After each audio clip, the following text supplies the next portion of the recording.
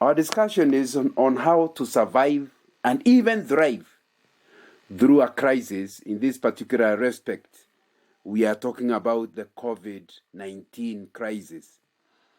I'll have some introduction words, then I'll look at the impact COVID has had on social side and family side, and even on individuals.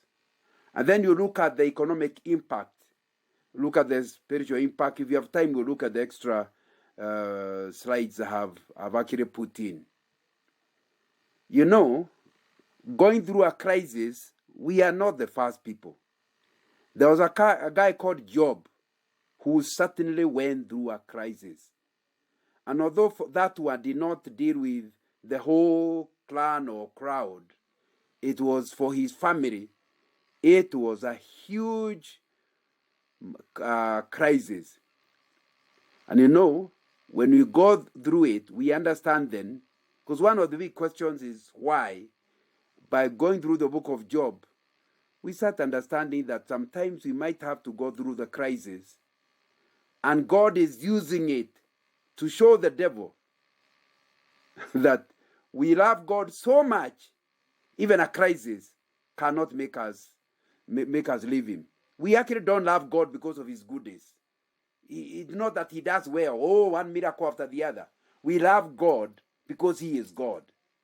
And that's what Job went through in order to demonstrate. Of course, Job does not know.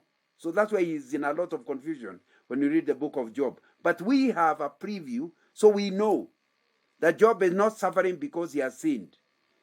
Job is suffering in order to be used as an exhibit for God to prove to the devil there are people who don't love him for his goodness.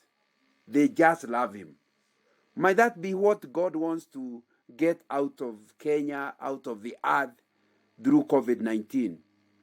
In Job chapter 1, verse 1, we read, "In the land of Uz, there lived a man whose name was Job. This man was blameless and upright. He feared God and shunned evil." Then the Lord said to Satan, "Have you considered my servant Job? There is no one on earth like him. He is blameless and upright, a man who fears God and shuns evil." That testimony from heaven is what provoked the devil to bring in the crisis in the life of our friend Job. And you know, we are looking at our current crisis and we realize it has affected the same things that affected Job. Number one, he had an economic crisis. One economic segment after the other. The camels, the cows, the pigs, each one, the steward would come to report. They are all gone. They are destroyed. They have been stolen. So Job went through an economic ruin. So my friend, let me ask you, as you look at COVID, has it given you an economic ruin? You feel terribly disorganized. Maybe then you need to remember Job. And if Job had a future, you also do have a future, despite the economic ruin. And I doubt that there's anybody who has gone the kind of economic ruin that Job went through. But that's not the only example that the life story of Job gives us. He also went through a health ruin.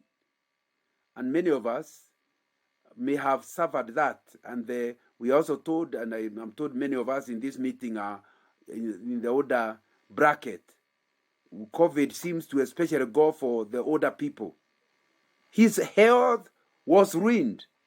It was so badly ruined that at one time the wife said, "Hey, why do you continue believing in this God who doesn't even help you?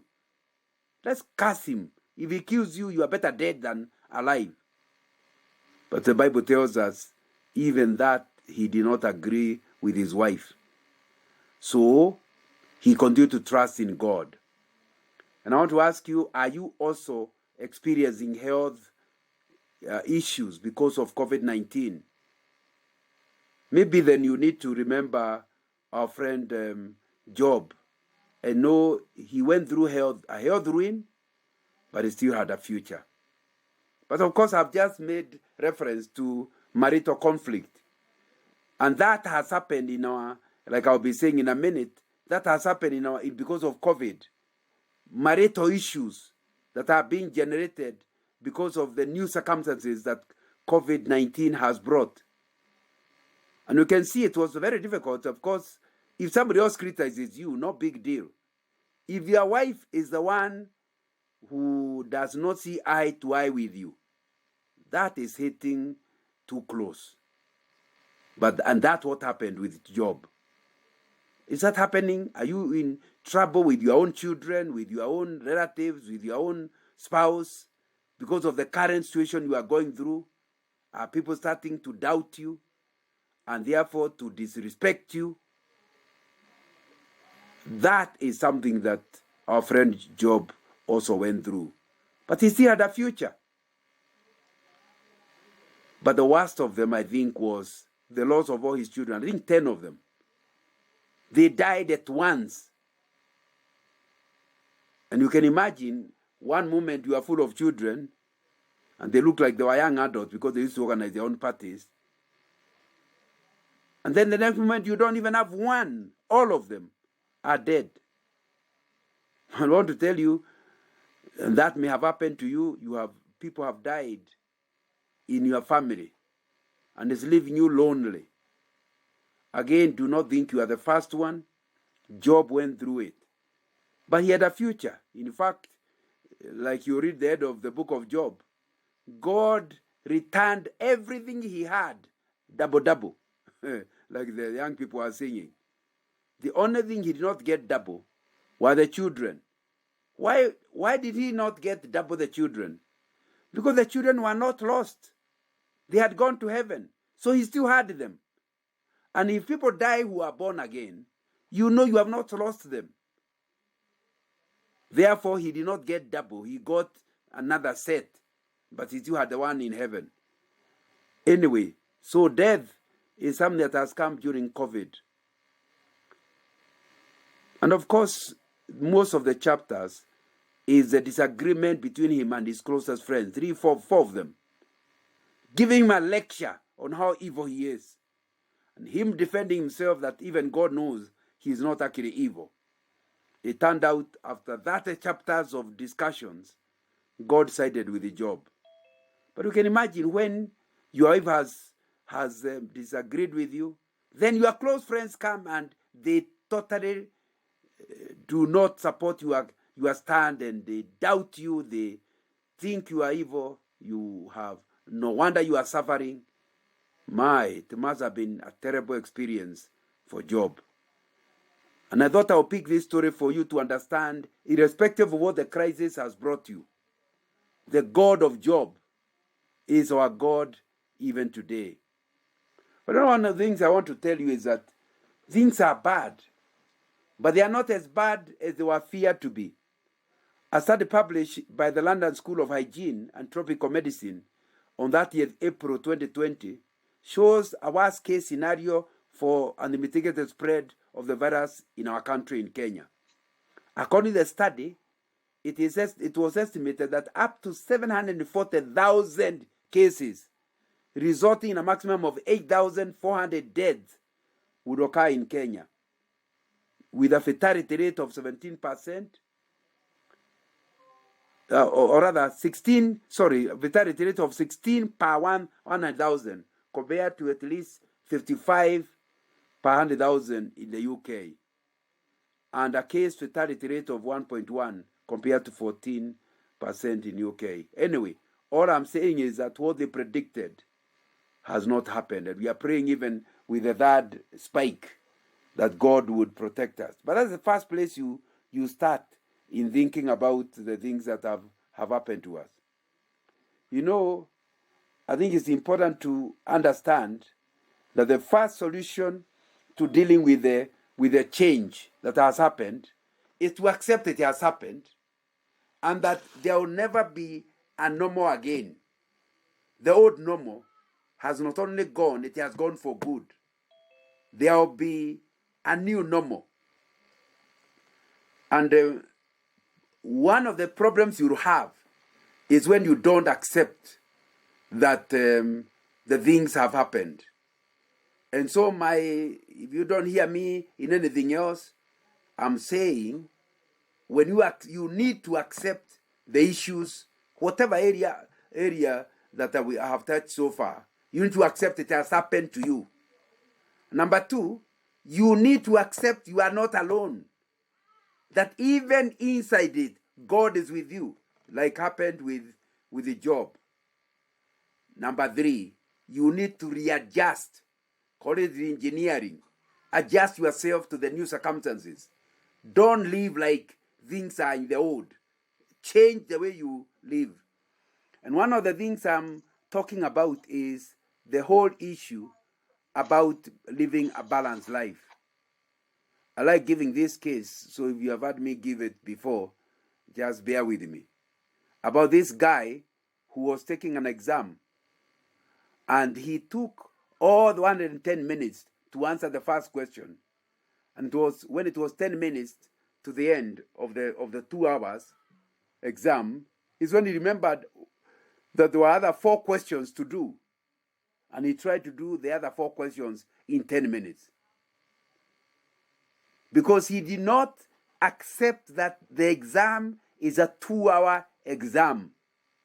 And that the examiner can only give 20 marks for one question. Because there are 5 questions, 20 marks each. By not accepting the situation he was in, you are likely to guess what happened after the exam was marked. He got good marks on the first question. In fact, the story goes, he got all the 20 marks because he was so good at it. You know, it happened to be the question he was revising the previous night. So he knew everything on that question. He got all the 20 marks, but of course, it was only allocated the 20 marks. What happened? 10 minutes trying to run over 10. He ended up with 2 marks here, 3 marks there, just for trying to write something. So in the end, if you have 2, 3, you have 20 plus another 8 or so marks, 28. 28 over 100 is a knee. He is a very bright person, shown by how he did the first question. But the overall performance was fail.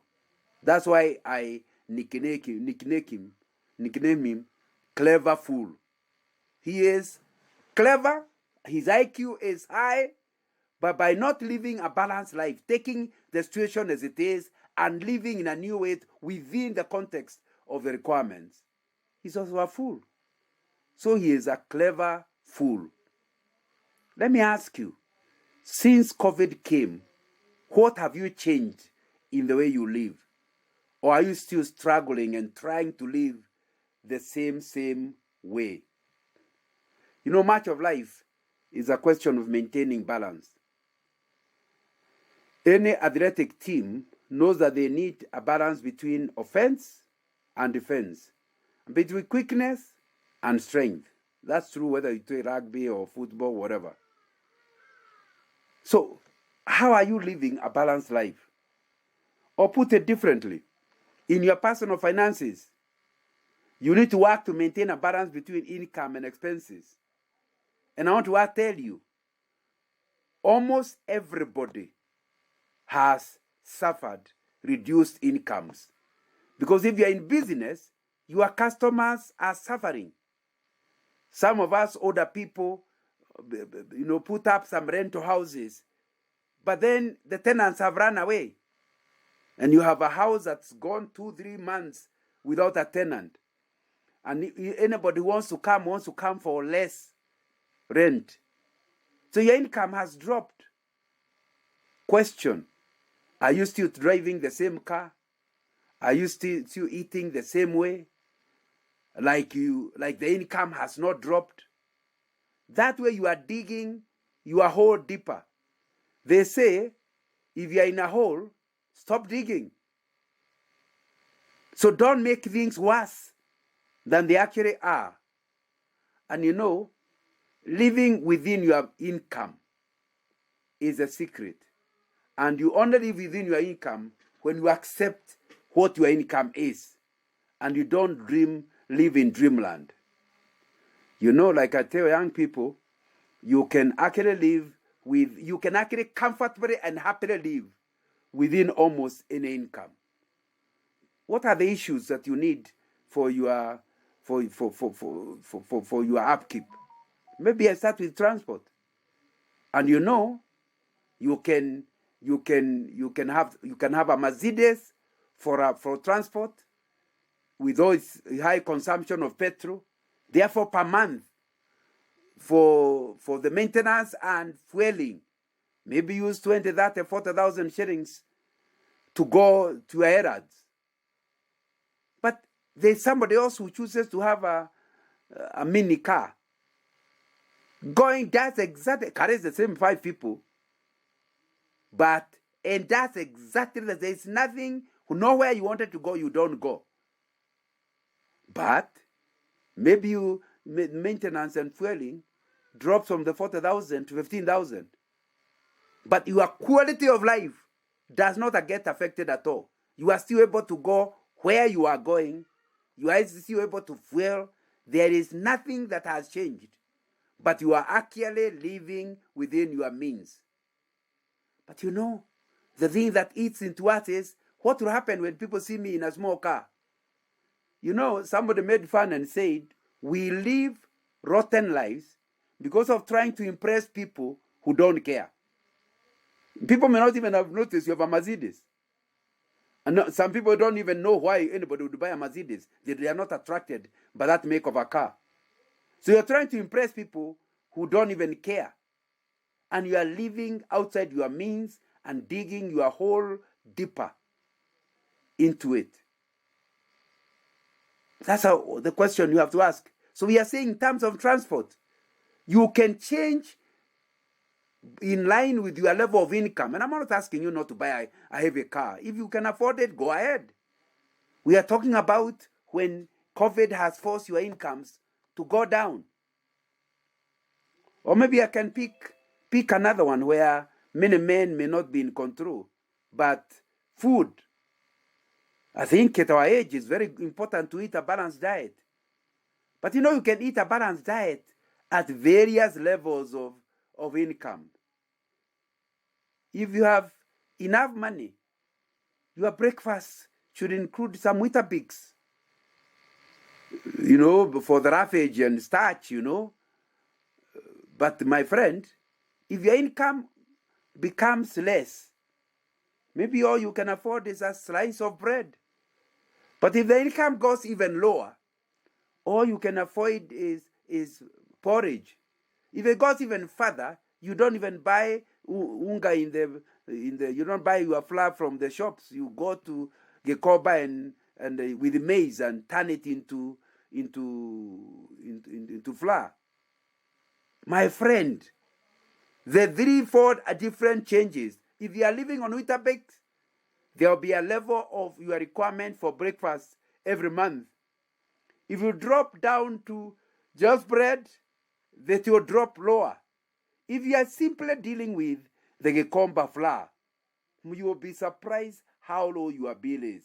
But you know what is surprising? The body does not recognize whether you take Weetabix or you take porridge. Because what the body is after is something called starch. So once you feed yourself, it will turn whatever you have eaten into starch.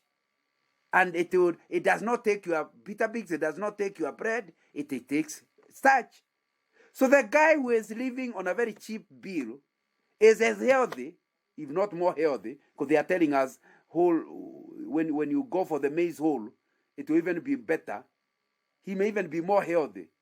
A very low level. Let me ask you, do you feel like just insisting on buying your breakfast of things you can't afford?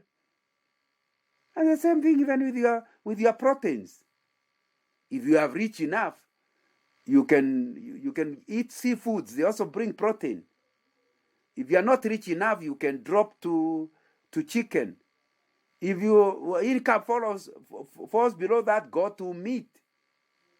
But if you have not that kind of money, you still must look for protein. So what do you get? You just go for beans boil them, eat them. When you have eaten, the body will not tell whether you ate chicken or you ate meat or you just ate beans. In fact, they tell us that vegetable proteins are even better. All I'm saying in all this is to tell you that it's possible to live happily with a lower income if only you actually accept it. And my recommendation is re-engineer your budget. Think through it again. See, I accept what income you have and see how you can change the way you live. You know, we are told by those who write, or at least where I studied the information, that Kenya has a median age of 20. I couldn't believe it. That the average age,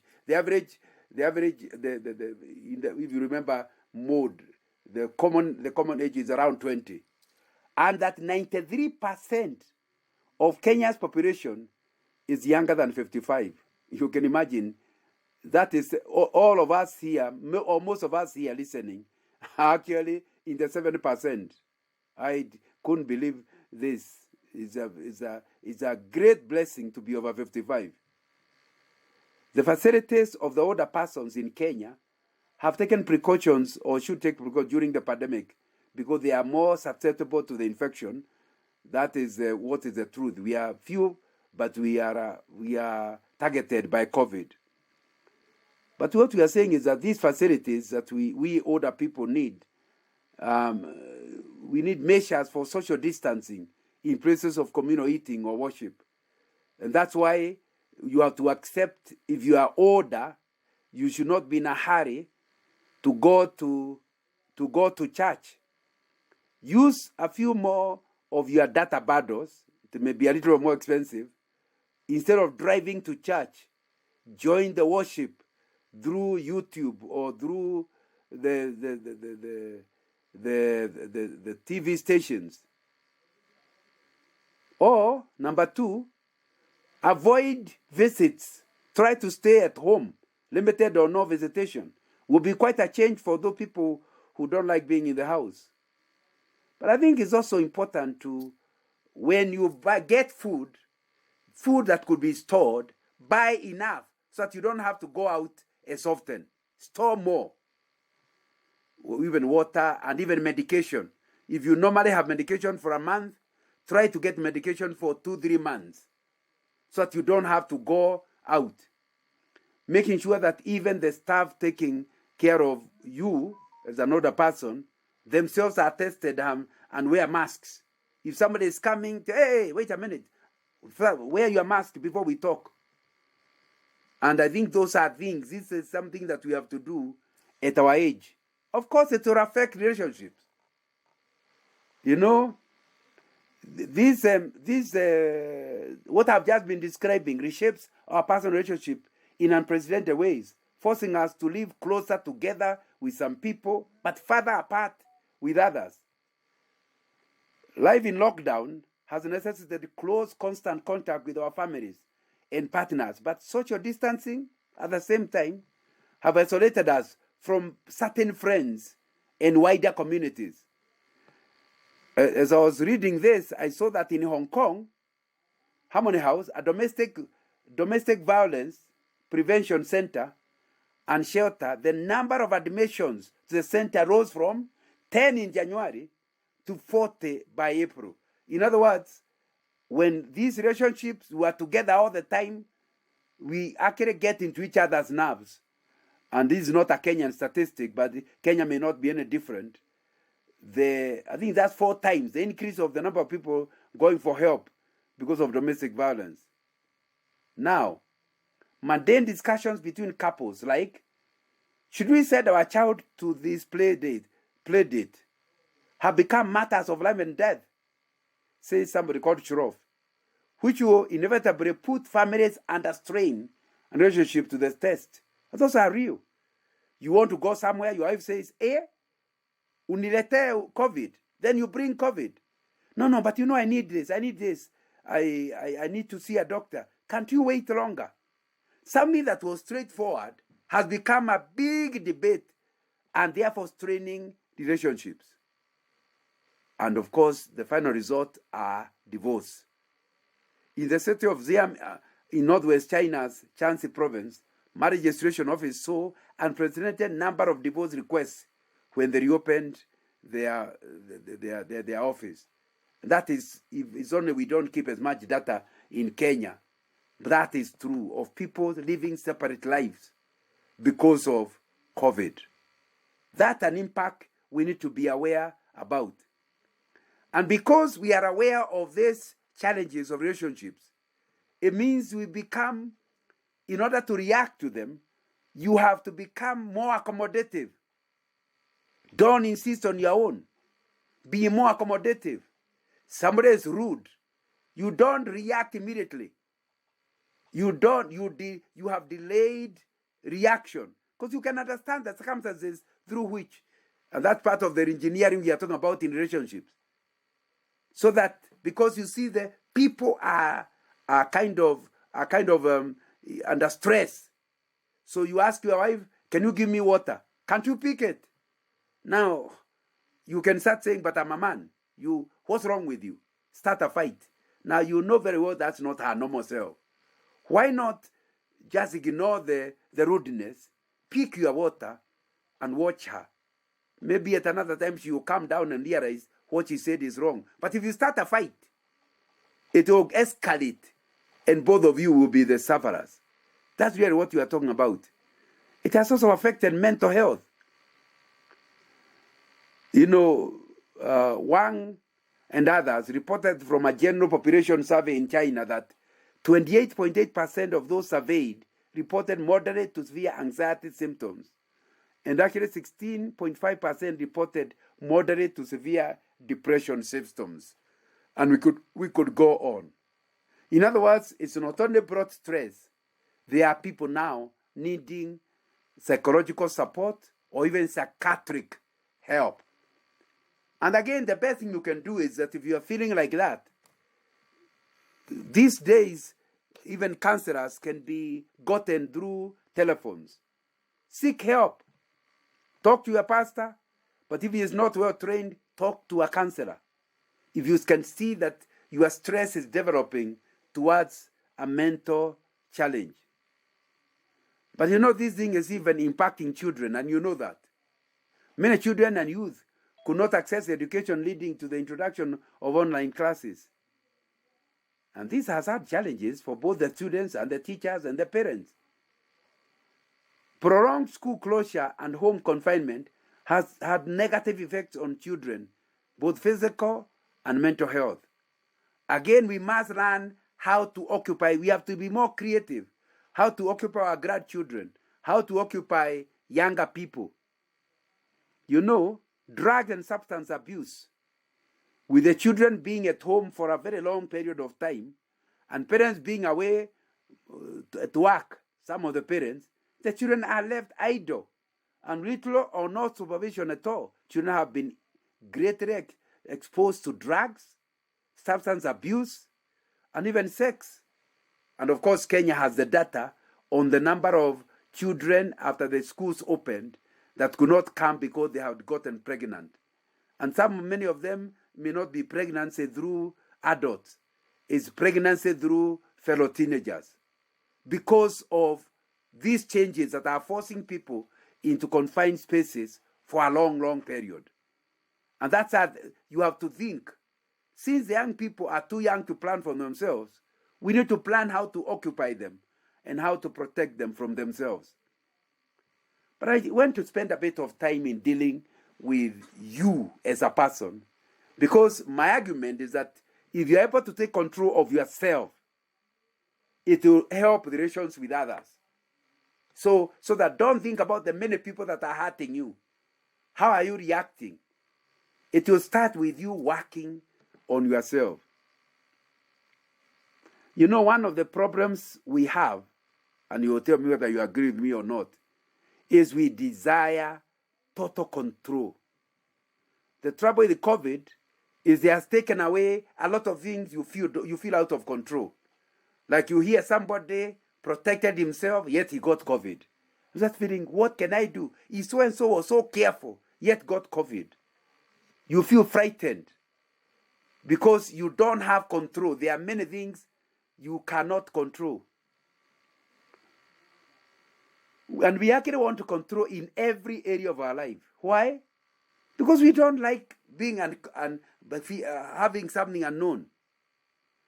The result of this desire in COVID time is insecurity and irritability. You yourself, we are unlikely to accept.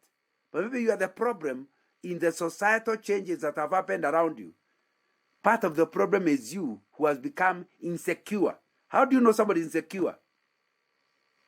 You tell him he is sitting badly. He says, are you being rude? Insecure people see attack in every direction. But secure people are not bothered. You can call them names and they don't seem to be bothered. When I'm asked to give an example of a guy that is secure, it was Kibaki, who had 10 rough years with the first 5. There were referendums in either of the two terms, and people calling him names. But he was always at peace and in control. My friend, the thing you need to deal with yourself is to agree to lose control. And there are 2 things I'm recommending. Number 1, think through issues. Be proactive. What's a proactive person? A proactive person is somebody who thinks what is likely to happen. Number 1. Number 2, what is likely to go well. Number 3, what is likely to bring a challenge. Then, still seated here, prepare for the future. That's the guy we call a proactive person. And I think that's what we are lacking. Because when you're proactive, you'll be able to identify situations you cannot control. And if you can't control them, you accept them. You just put them in God's hands. And you are happy enough to trust in God. So you don't live under fear. You have accepted it. But that leads you to the second recommendation I'm giving. I call it the worst case scenario approach. What do I mean? Whatever the situation you are losing control over, ask yourself, what is the worst that could happen? And I think that's a very, I read it in a book by the guy who has written Think Big. And he said the reason he is able to take very challenging surgeries is because he learned this approach, saying, these are my twins. What's the worst that can happen? What situation are they in? If I leave them like this, what are they likely to gain? If I try surgery, what's the worst that can happen? And what is the best that could happen? Once you see what the worst can happen, you explain it to the parents. The moment they accept the worst case scenario, because they can see what could go well with it, and they are therefore willing to take the risk for the worst case, he is able to make a decision. You know, a lot of things that are worrying you, like you have lost your keys, that's part of the problem. Ask yourself, if I lose my keys, what's the worst that will happen? Maybe I'll ask my wife, we cut another key. So why are you frantic? Just don't stop looking for the key. Just ignore it. Until after you have settled down, you just discover the key on its own. But if you are frantic and causing your blood pressure to go up, you are not finding the key. But the thing that will help you is let it be lost. After it is lost, what will change? Your life can continue with lost keys. And of course, that's the same thing. Think about the pain you are having. What's the worst that can happen? Oh, it could be cancer. And then I'll die. Now ask yourself, if you claim to be a Christian, haven't you made friendship with the death? Because you see, there's no way you will see Jesus without dying or being called home. So the moment you are at peace, and I've written this in my book, The Secret of Contentment, that you will never enjoy living until you make amends with the death. In other words, the moment you stop fearing death, your life becomes enjoyable. Because you're not frightened by a small thing and small that, because you have thought that the worst case, the worst you can do is die. So if death is already okay, you are already okay with the death, then the challenges that come along the way will not bother you. Of course, you'll be uncomfortable, but you'll not be frightened.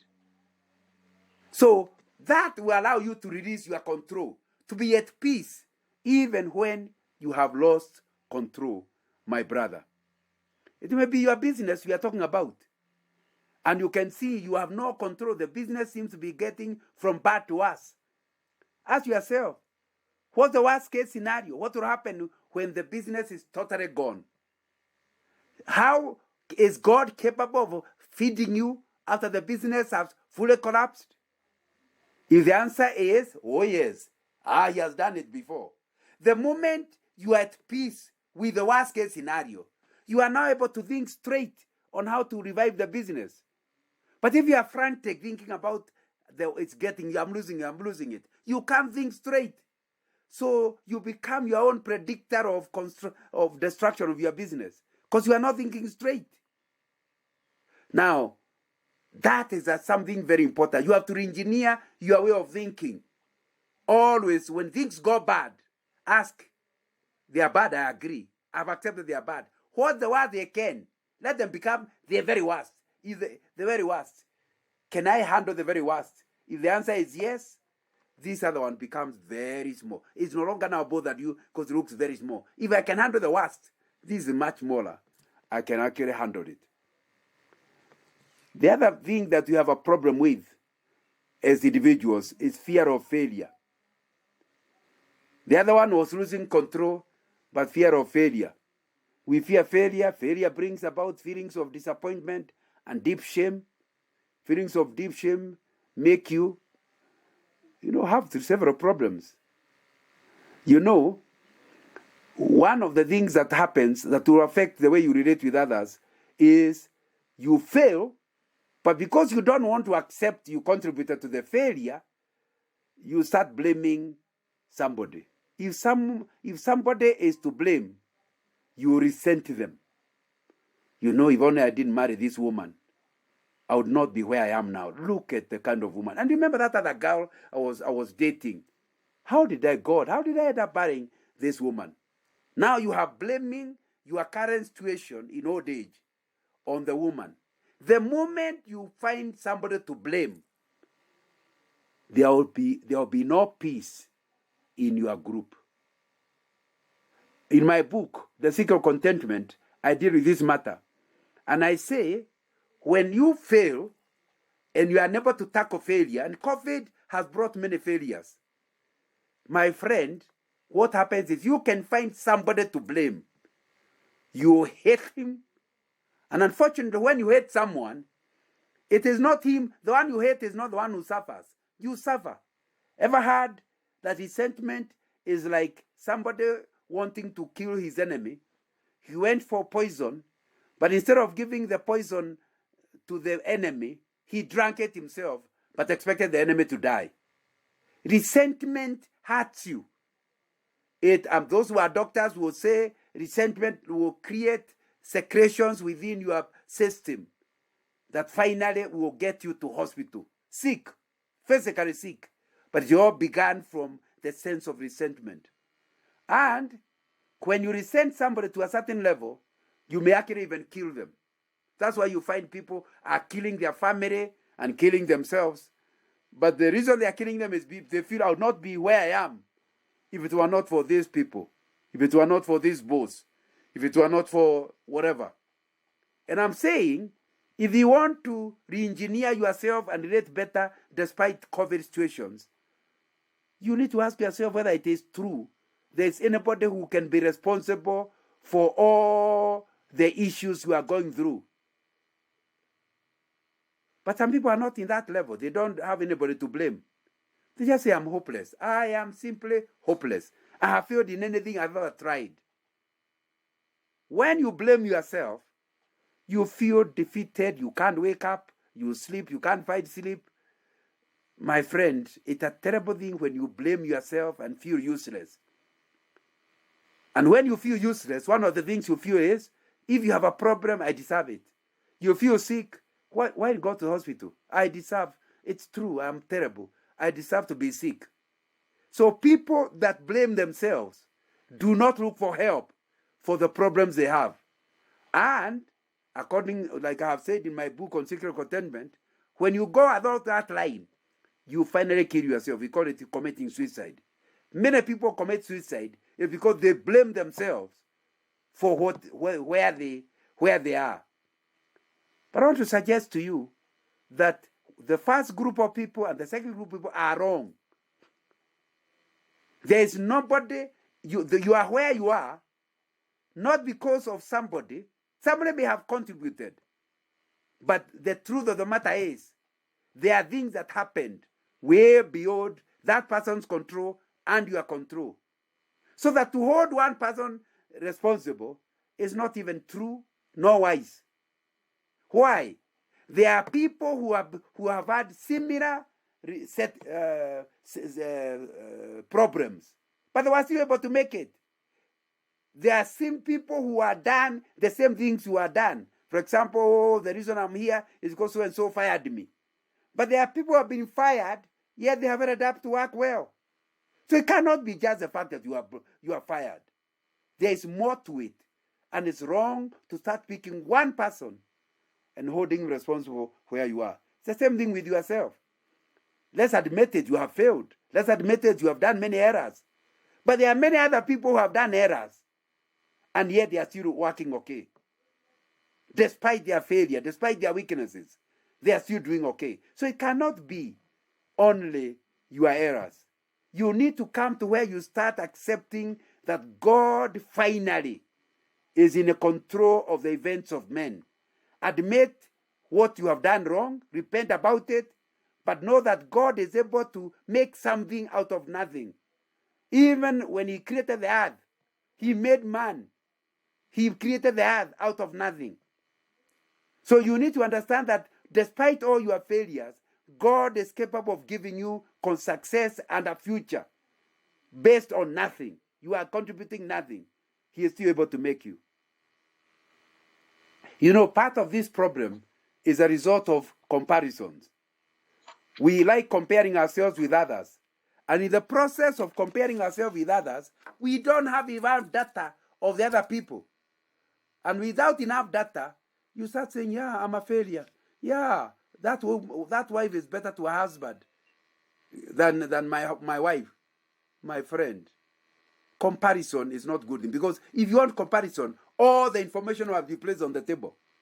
But the people you are comparing yourself with are not there. Ever heard of this woman who used to drive an old car? They always had an old car. Then they bought a newer old car, and they were going to Nyeri. They worked in Nairobi. When they entered the new car, the wife was so excited. She was not the driver, it's the husband. And she was hardly talking as they drove. When they reached Karatina, she told her husband, only one. The husband asked, only one what? Only one car over two cars. So the husband said, why didn't you tell me we were racing with the other cars? I would have driven even faster. Even that one car would not have overtaken. In other words, if you understand the joke, we are competing with the people who are not aware. There was no place we were told, on your mark, get set, go. And yet we are competing. You go to somebody's house and you see he has a better sofa set. But you know, maybe that's a sofa set he was given as a gift. It's not even his taste. He doesn't even like it. But he has it because he was given it as a gift. But you go home thinking, my husband is not good, doesn't have good taste. Comparison and competition philosophy is a problem that will ruin you. So here we are saying, fear of failure that cannot ruin you, even if you fail. Failure cannot ruin you. It's the fear of failure that will ruin you. And you need to accept it and know that God can make something out of you, whatever the situation. Remember, I'm dealing with you. Because if you are okay, your society, your clansmen will also become okay. One of the problems we also have, the third problem, is focus on past failures. Now you are okay now, but you look at the past and, hey, I've really failed. as God continues to bless and move us forward, we are often reminded of our past. Well, there's nothing wrong with looking back to see where God has brought you from. I think you must be careful not to revert back to that space. There's no benefit out of getting a PhD on your past. Oh, the primary school I went to. Oh, the way my father used to beat me. Oh, the way I failed my KPE exam. I don't think it's a good thing. So people who focus on the past are unable to tackle the challenges of today and the future because all their energy is lost in the past. This results from assuming we got ourselves success in the first place. Therefore, you are taking responsibility for everything that has happened in the past. Again, the story of Job tells you there are many failures that have nothing to do with you. There are many things that have gone wrong in your past, which God allowed in order for you to be the man you are today. So here you are regretting, but God is happy that the thing taught you what you are benefiting on today. So remember, your life is not fully yours. God is in control. You know, our destiny is in heaven, you must remember. And therefore, even if you are looking at the past, the present, and future, always look at it in perspective. And many failures, when seen in the perspective of heaven, are not worth your frustration. So, and here I am. I was studying in Nairobi earlier when we came to Nairobi in the 70s. In a clear morning, you could see the Mount Kenya. If there is a tree outside your house and you are looking towards Mount Kenya, the tree looks bigger than Mount Kenya. But since if you see things in perspective, you know it's not true. The tree is not bigger than Mount Kenya. Similarly, if heaven is your home, and heaven is a place you will spend eternity, even your marriage is a very short period. Oh, I am not enjoying my marriage, but your marriage is likely to last only 60 years. Heaven is for eternity. So see your marriage in the perspective of heaven. See your failure in perspective of long term. And you start looking the minuscule, small thing it actually is. So, I am telling you, do not, in a time like COVID times when you have so many challenges, don't spend your time on your past failure. You failed, so what? It's now gone. But even then, some people's problem is looking in the future and they are frightened about it. They are not being proactive. You know, proactive, I told you, is look at the future, see what could go wrong, see what you can do about what could go wrong, see what you cannot do anything about, accept it, and go into the future. So you don't have a negative thing in the future because you can see what is likely to go right, what could fail, and you have accepted it. Forging ahead and chartering into unknown adventures can be intimidating. In fact, it can be outright scary. We tend to have a negative view of the future because it brings about change. But you know what your problem is? This kind of feeling results from going into the future on your own. Not looking at the future proactively and understanding where God comes in. And therefore going into it, ready for whatever God will bring your way, because you will not be alone. He is going to be there with you. I think for today, the other problem that's affecting you is too much social media. You know, social media is a blessing.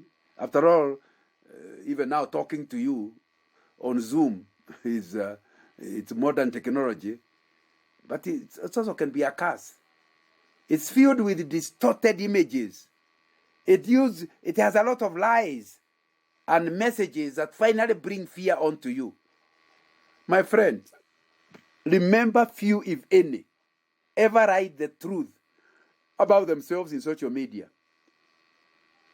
I don't think our age group is as affected as young people. Somebody talks about their girlfriend, their new Mercedes, but it was somebody's car they were taking a picture next to. They talk about being in China. They even have a picture of themselves in China. You have never left Jabine village, and you feel like What am I? I have nothing. You are being cheated by social media. So what should you do? Be disciplined. Choose what to see. Don't allow social media to overrun you, including WhatsApp. You don't have to read everything that is posted on WhatsApp. Just read the heading. If it's a subject you are not interested in, or it is somebody you don't trust, with a click of a pen you delete, or click of a finger you delete. A lot of the problems that are coming is because you want to watch and see everything. So be disciplined. Choose what to see and what not to see. The other thing is, have social media with God's perspective, which I've been emphasizing. Because social media is missing God's perspective. And that is what is a problem. Let me, as I finish this section, just quote Reverend John Mark O'Dwell, and I'll just read what he wrote. Fear for the future of the future can be devastating. Why?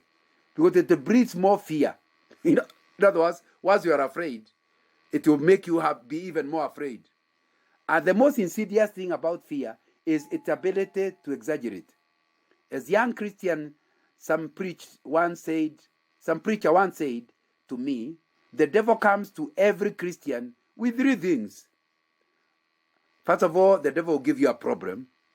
Number two, the devil will give you a mirror. Number three, he will give you a magnifying glass. So he throws a problem your way. Then you start panicking because of the problem. Then he puts a magnifying glass to show you how big the problem is. What will be the result? You panic even more.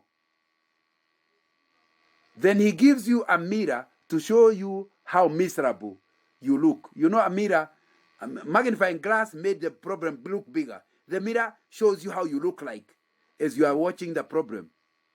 And you look miserable. And tells you how can you ever make it through. That makes you more fearful, scared, and harassed. Do you agree with Reverend O'Dwell that the devil gives you a problem, but instead of a problem alone, he gives you a mirror to watch it and a magnifying glass? C. Everett Koop, former Surgeon General of the United States, observed, people just have an inappropriate sense of what is dangerous. Makes it bigger than it is, more dangerous than it is, more devastating than it is. It really is. That's what O'Dwell is calling magnifying glass. For example, do you fear flying? The fact is, you are more likely to die from choking on a piece of food than in a commercial airline crash. That's data. That's the reality. And yet you are afraid of flying. Are you afraid of dying in a robbery? You are twice as likely to be killed playing a sport than you are to be stabbed to death by a stranger. Are you afraid of sharks? Every year, farmyard pigs slay more people than sharks do, and yet you don't fear pigs. Are you worried about having surgery? You are 16 times more likely to die in a car crash than you are from surgical complications. Seldom do the things we fear come to pass. In our minds, we conceive coming disasters that will likely never happen. And when they don't occur, we think, that was close. Yet, they were all in our mind. It never was going to happen. The truth is, our thoughts were the only things that created the potential danger for us. Fear grows based on three things.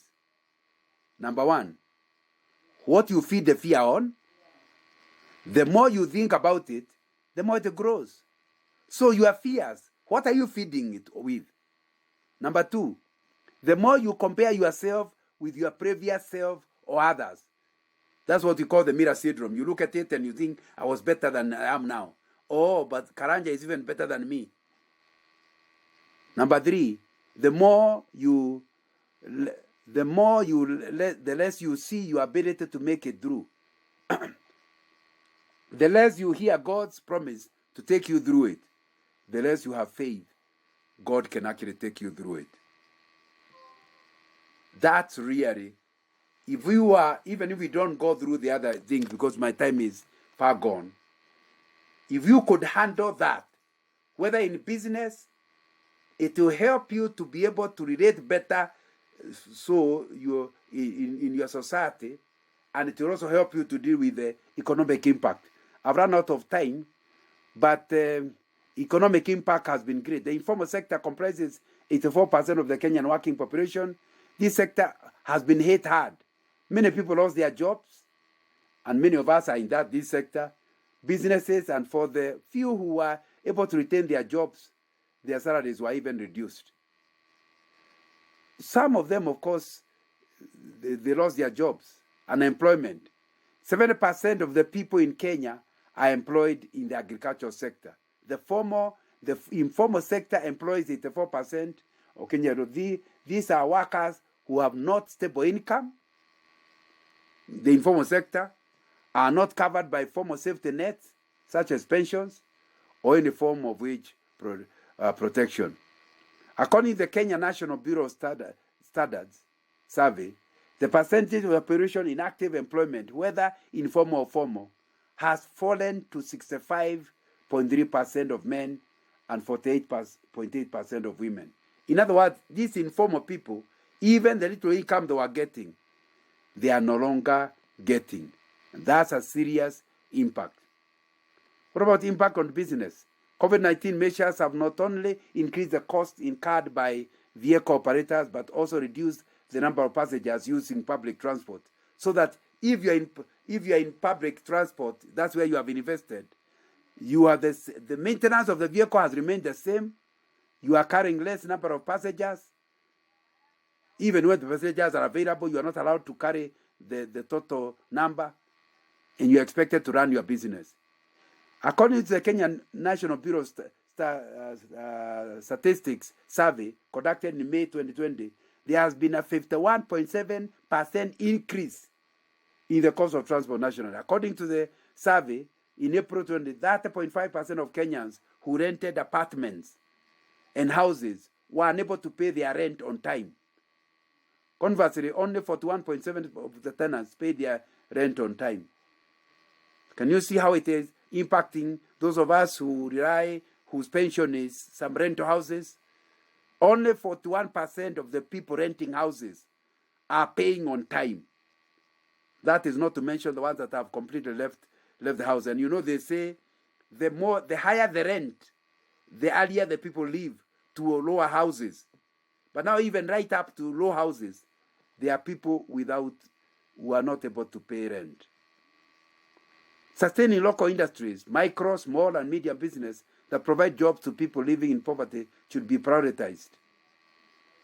Companies need liquidity help to make sure they survive this long pause of economic activity. So lack of finances is another problem. I will not go into this. I was trying to answer the question. Then what can you do to respond to business? I've said assess the financial damage of what has happened realistically. Then take a second look on your business plan. You cannot continue with the same business plan you had earlier. Then consider whether you need funding to recover. Is there money you could have? Is it wise to look for it? Then revamp your budget to account for new spending, because there will be spending that was not there, like now keeping distance, like now masking. You have to buy that for all your employees. Be realistic about the new costs. Then develop a timeline for rebuilding. Given the new circumstances, accepting them, how are you likely to recover? Then create a contingency plan that will help you even if another crisis came. But maybe it will require you to identify new business opportunities. Some of the businesses COVID will knock out completely. So you may need to move away from your business to a new business. Then restructure employees so that in the new business, you can have a greater impact. Then do what I'm calling deep cleaning. Then build your online presence. In other words, how can the digital world help your business? Sometimes when you are older, it's more difficult. But you can employ younger people who will help you to start doing things. And a lot of things can now be done where you don't go physically, but using the digital space, you can still continue making money. But and you don't have to know it yourself. You can use somebody who knows. You can also start offering flexible work arrangements so that people can be at home and don't have to be that many. And you may have to own up that you can't continue paying the salaries, so unpaid time off. But the important thing is, as a Christian, if you want those people after the crisis to still be employees, communicate clearly and often. And your expectations must be managed. Relax your expectations. Then position business employees for recovery when it comes. The thing I would really recommend is an improvement with your walk in the Lord. The USA poll or survey indicated that 19% of Americans responded that their faith has intensified because of COVID. And only 3% reported that it got worse. So about 1/5 of Americans said that COVID has brought them closer to God. What about you? I wanted to give my own testimony, but I don't have the time to deal with that. I'd like to assist you on spiritually to understand you are not the only one. I gave you Job, but of course I'll give you Daniel in the lion's den. The worst that could happen. He must have prayed, God, stop the king doing this. He finally found himself in the den itself with the lions. But God was with him in the den. What about Shadrach, Meshach, and Abednego? They must have prayed. They told the king, our God is able to save us from your fire. But even if he doesn't save us, we are ready to die rather than worship other than Jehovah. God never helped them. Like they feared, it happened. They were thrown in the fire. But God was with them in the fire. Peter, brought before the Sanhedrins, finally is jailed. I'm sure the church was praying for him. Can you imagine? In jail, Peter went asleep. By the time the angel is waking him up, it's from sleep. How can you sleep when tomorrow morning they are hoping to wake you up to kill you? They had already killed James, and because the people were happy with the killing, they now wanted to kill Peter. But he slept. That's what I mean by worst case scenario thinking. Peter said, I have handed this matter over to God. They are likely to kill me tomorrow. I'll meet my Savior. So he just went to sleep. Are you in that level where you are so clear that God can take not just this problem, even if it became worse, God can help you? What about Paul and Silas in jail and actually worshiping and singing? We can discuss many people. Why should Christians not worry given the danger they are facing? Corrie ten Boom reminds us, worry doesn't empty tomorrow of its sorrows. It empties today of its strength.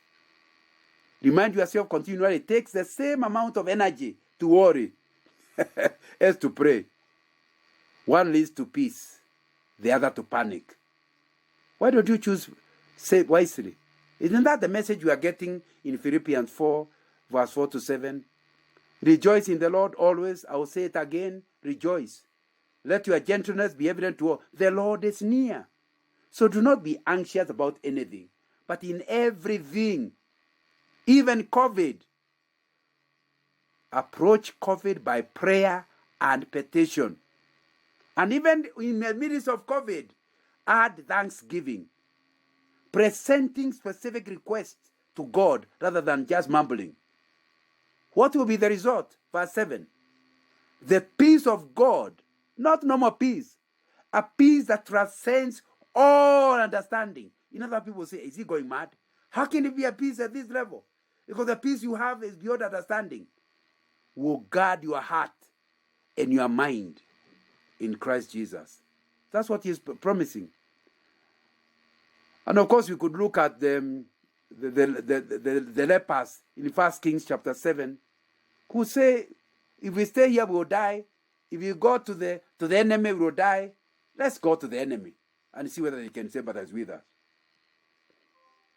Remember, some human suffering is fulfilling God's purpose. Isn't that what he is saying in James 5:11? You have heard of the steadfastness of Job, and you have seen the purpose. In other words, it was not used as trouble.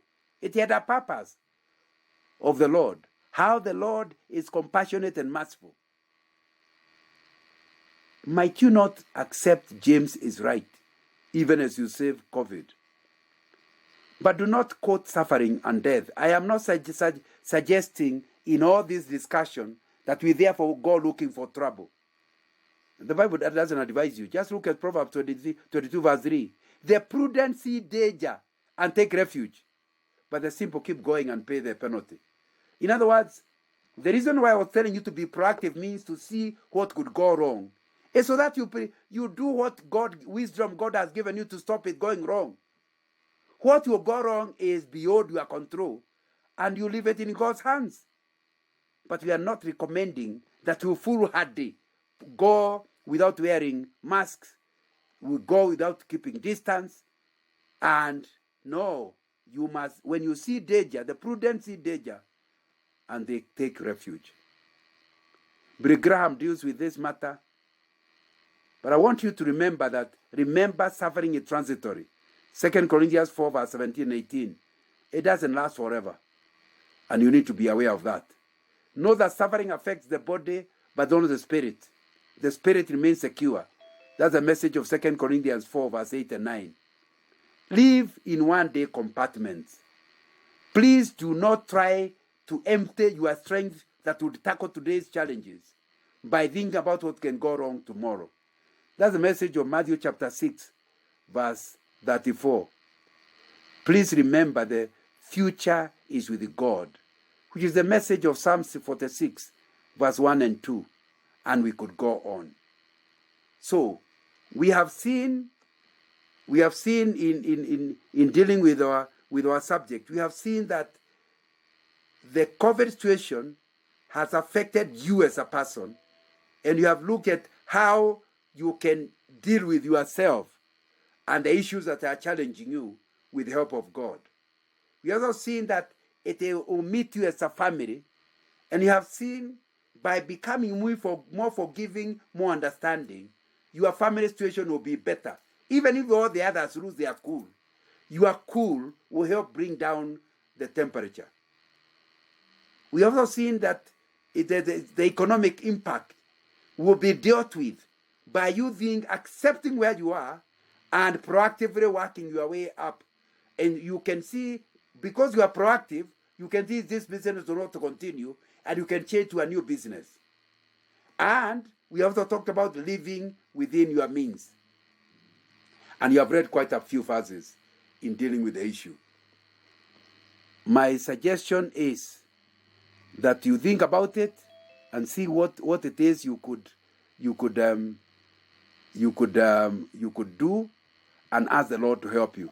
Let's now have discussion, and all of us are allowed to comment. I don't have the answers. We all have the answers, and we can help each other.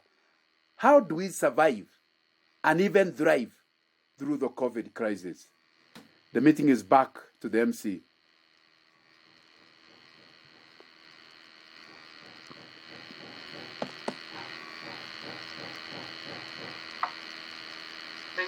Thank you, Brother Nganga.